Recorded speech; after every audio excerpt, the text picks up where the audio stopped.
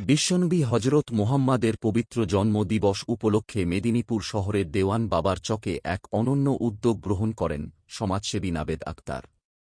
এই বিশেষ দিনে তিনি এলাকার কচিকাচাদের হাতে ভালোবাসার নিদর্শনস্বরূপ চকোলেট ও বিস্কুট তুলে দেন। শিশুরা আনন্দের হাসি মুখে এই উপহার গ্রহণ করে উচ্ছ্বাসে মেতে ওঠে। সমাজসেবী নাবেদের এই উদ্যোগকে এলাকাবাসী ভীষণভাবে খুশি হয়।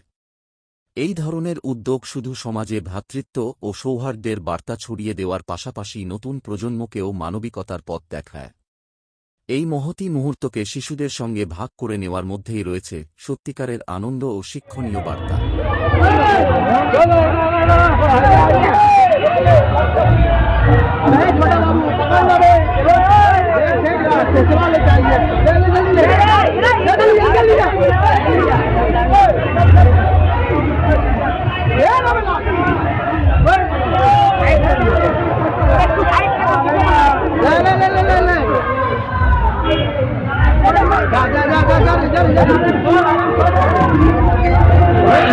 जा